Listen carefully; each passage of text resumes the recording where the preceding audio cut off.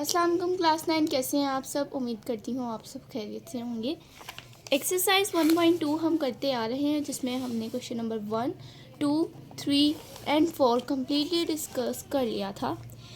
Question number 4 का मैंने एक पार्ट नहीं किया था। मैंने आपको कहा था ये आप एज अ होमवर्क करें, और अगर आपको कोई कन्फ्यूजन आती है तो कमेंट्स में बताएं।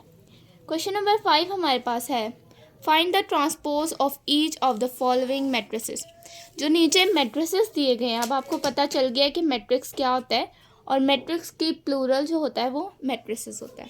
तो जो नीचे मैट्रिसेस दिए गए हैं उनके हमने ट्रांसपोज लेने हैं, यानी पहले एक मैट्रिक्स का ट्रांसपोज, फिर दूसरा, तीसरा, चौथा, पांचवा और छठा। ट्रांसपोज लेने से पहले आपको ट्रांसपोज का मतलब पता होना चाहिए। हमने बेसिक कंसेप्ट्स की एक वीडियो बनाई थी, जिसके 3 वीडियोस बनाई थी, यानी 3 पार्ट्स करके मैंने आपको डेफिनेशन कम्प्लीटली हमने डिटेल में डिस्कस की थी कि डेफिनेशंस में हमने ट्रांसपोज भी देखा था, rectangular matrix, column matrix, null matrix, square matrix, row matrix, identity matrix. उसके अलावा हमने देखा था कि नेगेटिव ऑफ अ मैट्रिक्स क्या होता है। तो ये सब चीज़ें हमने डेफिनेशंस में डिस्कस करते आए हैं। ट्रांसपोज लेने से पहले फिर भी मैं आपको एक थोड़ा सा रिव्यू दे देती हूँ कि ट्रांसपोज क्या होता है। बेसिकली एक कॉलम को रो में चेंज करना और रो को कॉलम में चेंज करना ट्रांसपोज ऑफ अ मैट्रिक्स होता है। इसकी क्लियर डेफिनेशन देख लेते हैं।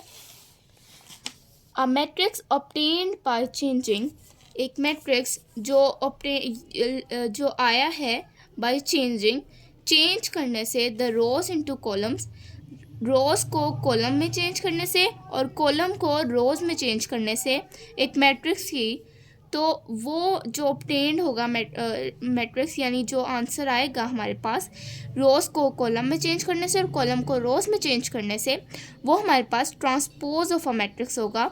If A is a matrix then its transpose is denoted by A T मतलब ए ट्रांसपोज। अगर बी मैट्रिक्स होगा, जैसे यहाँ पर कोई भी एग्जांपल ले लें बी, तो इसका ट्रांसपोज क्या होगा बी टी। इसका क्या होगा सी ट्रांसपोज यानी सी टी। तो इस तरह हम इसको रिप्रेजेंट करते हैं। अब आपको समझ आ गई है कि एक कॉलम है तो उसको रो में चेंज करना, और एक रो है उसको कॉलम में चेंज करना।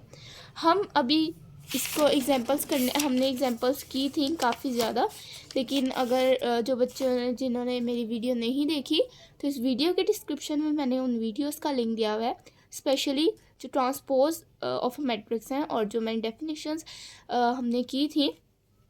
तो आप उस लिंक पे क्लिक करें और ट्रांसपोज ऑफ अ मैट्रिक्स देखें, जिसमें हमने बहुत ज़्यादा एग्जांपल्स के साथ ट्रांसपोज ऑफ मैट्रिक्स को डिटेल में डिस्कस किया था, उसको समझा था। अब वो थोड़ा सा मैं आपको इंट्रो दे दूँगी। जब हम इस क्वेश्चंस को करेंगे तो आपको खुद ही समझ आ जाएगा कि ट्रांसपोज कैसे लेते हैं एक मैट्रिक्स का।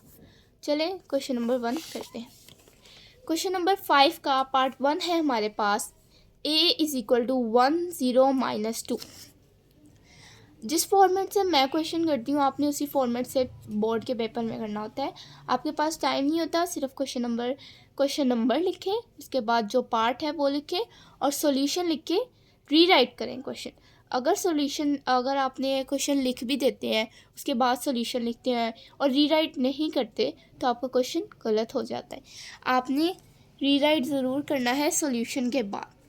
अब हमने रीराइट कर लिया question a is equal to 1 0 -2। अब यहाँ 1 0 -2, अब ये एक कॉलम है, तो इसका ट्रांसपोज कैसे लेंगे? पहले तो इसको ए टी से रिप्रेजेंट करेंगे और इस ट्रांसपोज का साइन लगाएंगे कि हम इसका क्या लेने लगे हैं, ट्रांसपोज लेने लगे हैं।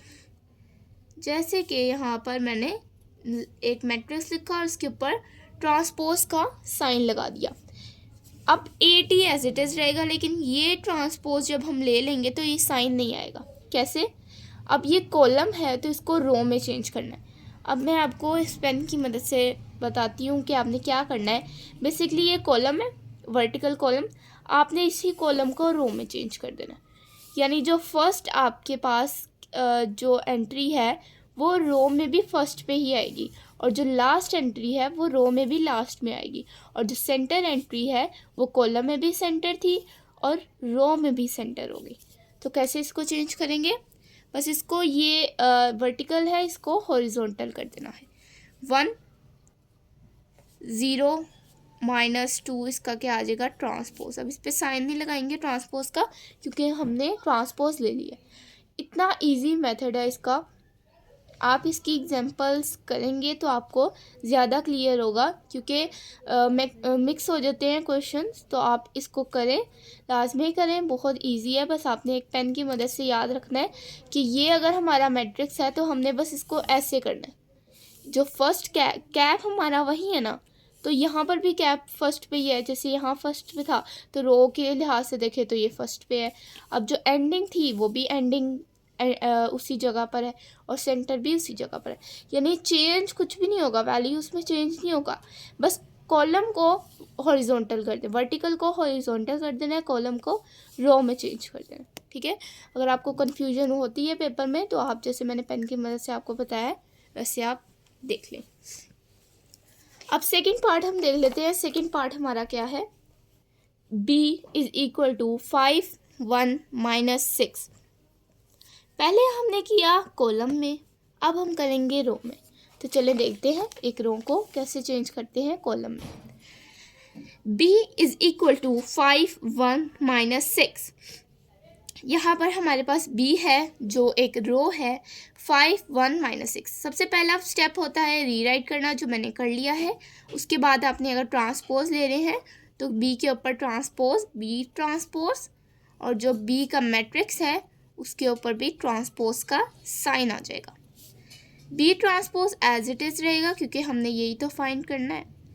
ये ट्रांसपोज का साइन चेंज हो जाएगा जब हम इसको कॉलम में चेंज करेंगे। इसको कॉलम में हम कैसे चेंज करेंगे? ये हमारे पास एक कॉलम लिख लिया हमने, कॉलम बना लिया। अब इसी पेन की मदद से आप देखें कि ये एक रो है, हमने इसको कॉलम में चेंज करना है।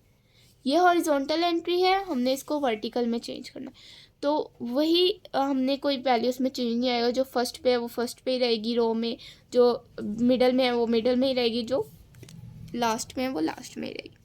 जैसे 5 फर्स्ट में ही रहेगा, -6 एंड पर है, -6 एंड पे ही रहेगा।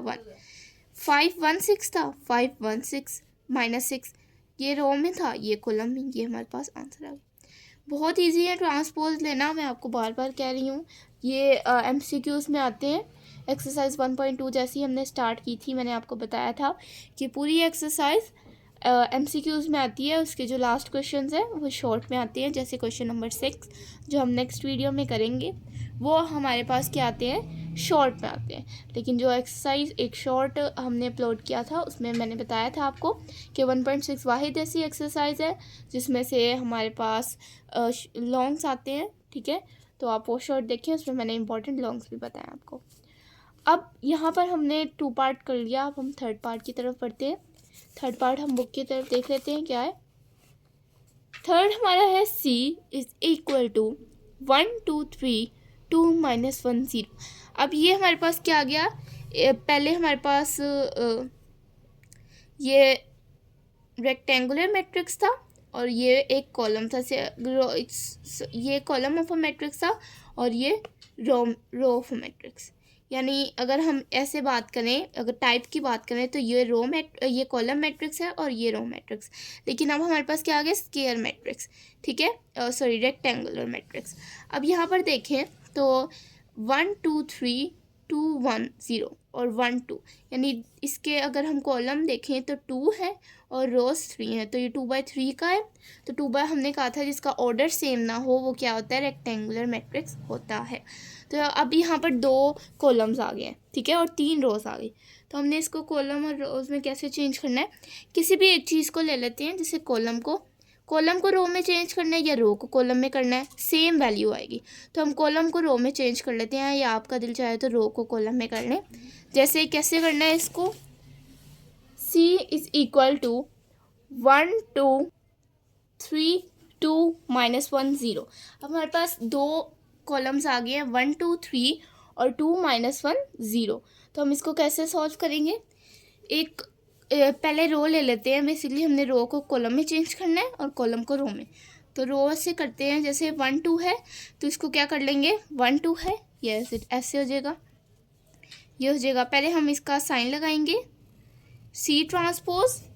अब सी की जो एंट्रीज हैं 1 2 3 2 -1 0। अब ये जो एंट्रीज हैं ये हम लिख लेते हैं 1 2 3 2 -1 0। इसका ट्रांसपोज ले लेंगे तो हमारे पास क्या आएगा, सी ट्रांसपोज 1 2 को कॉलम में चेंज करेंगे तो क्या हो जाएगा 1 2 2 1 को कॉलम में चेंज करेंगे तो 2 -1 3 0 को कॉलम में चेंज करेंगे तो 3 0।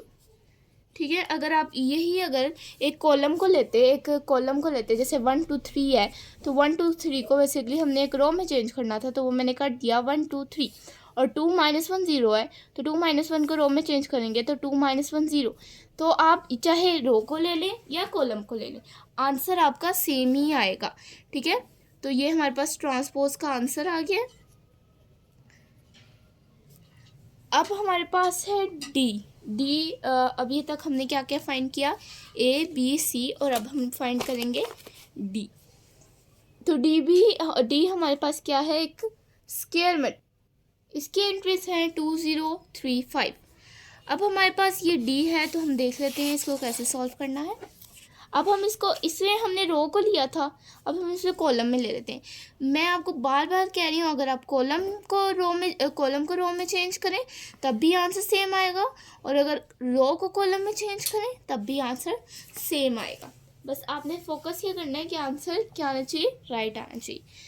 D transpose is equal to 2 0 3 5। मैंने इसका ट्रांसपोज का साइन लगा लिया। अब एक कॉलम है 2 0 को जब रो में चेंज करेंगे तो 2 0 ही आएगा, बस हॉरिजॉन्टल एंट्री हो जाएगी। 3 5 को रो में चेंज करेंगे तो 3 5 ही होगा, बस हॉरिजॉन्टल हो जाएगा। यानी हॉरिजॉन्टल क्या होता है, एक लेटा हुआ। ठीक है, जो भी हम लिखते हैं वो हॉरिजॉन्टल वे में लिखते हैं, कभी हमने सॉल्यूशन में नहीं लिखा SOLU ऐसे नहीं लिखा हमने। ठीक है, हॉरिजॉन्टल वे में ही हम लिखते हैं। तो ये हमारे पास क्या आ जाएगा इसका आंसर। फ्री के मार्क्स हैं 1, आपको 1 मार्क्स फ्री में मिल जाता है अगर MCQs में आते हैं, क्योंकि बहुत इजी क्वेश्चंस हैं। आप देखते, अगर आप इसकी इतनी प्रैक्टिस करें, आप देखते ही इसको बता देंगे कि हाँ इसका ट्रांसपोज क्या होगा 2 0 3 5, इसका ट्रांसपोज क्या होगा 1 2 3 2 -1 0। बस हमने क्या करना है, इसका कॉलम में चेंज, रो में चेंज करना है, इस कॉलम को रो में चेंज करना है। अब हमारे पास 5 क्वेश्चन क्या है, 5 देख लेते हैं। 5 पार्ट ई है हमारे पास, ई इज इक्वल टू 2 3 -4 5। अब ये भी एक जो है हमारे पास स्क्वायर मैट्रिक्स है, तो हम इसको रीराइट कर लेते हैं। ई है हमारे पास किसके इक्वल है, 2 3 -4 5। अब इसका ट्रांसपोज लेने के लिए हम पहले ई ट्रांसपोज लिखेंगे। ये अगर आपको शॉर्ट में आता है तो ये 3 स्टेप्स लाजमी होने चाहिए, तभी आपको पूरे मार्क्स मिलेंगे। ठीक है, वैसे तो ये शॉर्ट में बहुत कम आता है, लेकिन फिर भी शॉर्ट में क्या स्टेप्स होने चाहिए मैंने आपको बता दिए। इसका ट्रांसपोज लेंगे, ई ट्रांसपोज किसके इक्वल हो जाएगा। अब ये 2 -4 है, इसको हॉरिजॉन्टल वे में लिखेंगे तो क्या बन जाएगा 2 -4। 3 5 है तो 3 5। बस ये क्या है, इसका आंसर है। आंसर के साथ E transpose, A transpose, B transpose and so on transpose ज़रूर लिखना है।